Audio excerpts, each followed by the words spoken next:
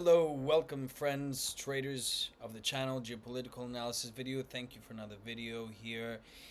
I want to dive into the TLT trade, discuss about the asymmetric trade of the year. Coming into 2026, I believe we're going to see much stronger moves and much more decisive moves.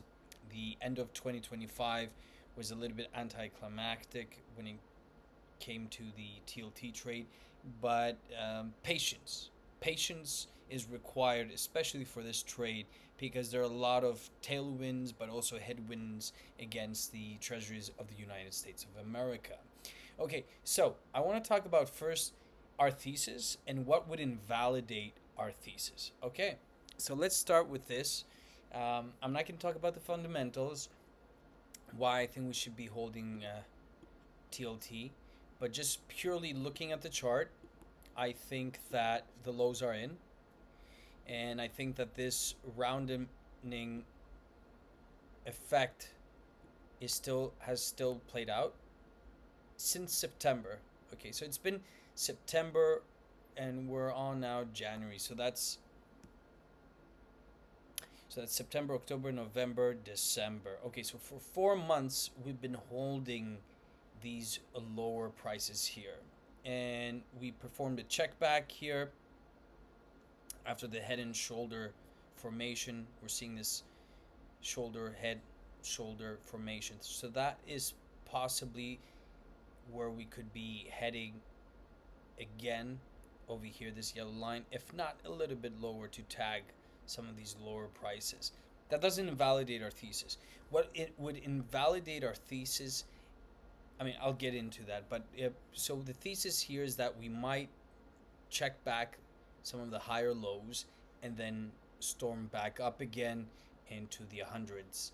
Now, if we look at the 30-year, because that's the closest that the TLT follows, I told you in the past that here this trend line has been respected for a while, and the golden ratio is where we found some strong resistance.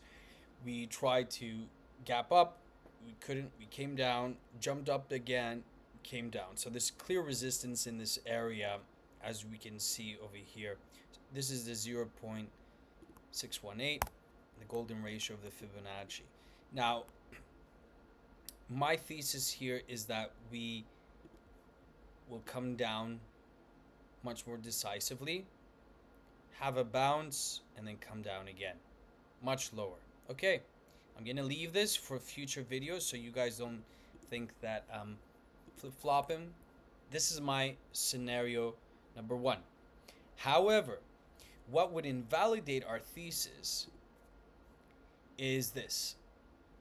I see a potential bull flag here forming, although it's been taking quite a bit to play out. The longer a pattern tries to play out, then the opposite effect takes place. So what I'm seeing over here is, in this case, a potential bull flag, which I don't think is gonna happen, but this is the other option here. I see a potential jump, maybe on news or something that happens that affects interest rates really fast. Okay, we see a check back here on the trend line, and then off we go to the races. Now, if this happens, I'll be the first to admit, especially if we see this check back, I'll be the first one to admit that our trade is off and that we're heading for higher interest rates. Okay? Now, I know a lot of you have been calling for that or are watching videos, do think that we're going into the 10%. That could be possible, but I don't think it's going to happen that soon. Okay? So this is option A, option B, this is option A, okay, in terms of interest rates. Now, typically what happens when a trend line is tagged multiple times, it weakens. And that's when you see abrupt moves either in the downside or the upside. Okay, depends the trend trajectory. Now, the reason why I think the first option is a little bit more likely is because this trend line here has been touched once, almost twice here, 3-4 times. So again, if the trend line is hit quite a bit, at some point something has to break, or upside or downside. And notice that we're coming into this movement where you don't have that much room. So I think until February, it's going to be very clear where we're going. Okay, that's why I'm saying if you're playing with options, give yourself a lot of room. Give yourself absolutely a lot of room. The only time you don't want to give yourself room is when the move is very clear. Like for instance, over here, a lot of people were shorting treasuries because it dropped quite a bit. Okay, so some people want to do short term, but I would always advise you give a lot of room, and trade within that range. So coming into this effect here, this pattern, typically when two trend lines converge like this, over here in the interim here, in this gap here, there's a decisive move. So I think we're on this precipice, on the fork of the road, where we have to see either an increase or a decrease, but it has to happen soon. And I'm talking soon as in a month or two.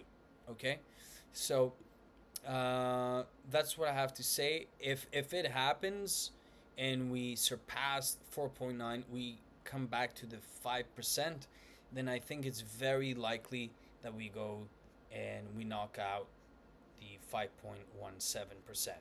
Okay, it's very likely. At this point, I think we're 60-40, 60 in favor of the downside in interest rates. And TLT perhaps has to drop again a little bit, consolidate before we move up. But I do believe that we're coming into to a point where the lows are going to be in. Okay, because look, for several months we've held the bottom. This is just distribution, checkbacks, and at this point I think we just have to be patient, hold on to our hats, and see what happens. Okay, talking about silver, I like the bounce on silver today, but we have to see the next few days how they play out, if there's going to be consolidation. Gold looks terrible in terms of the drop. The bounce was meaningless, and I think that we might be forming a bear flag to hit these lower prices. Same as platinum. Platinum looks the same as gold. Silver is looking much stronger, but still I think that with silver we have to be wary because we might see another dump. Okay, let's see what happens. Thanks so much for the video, guys. You have another one. Subscribe, comment, like. Let me know what you enjoyed. Thank you. Bye.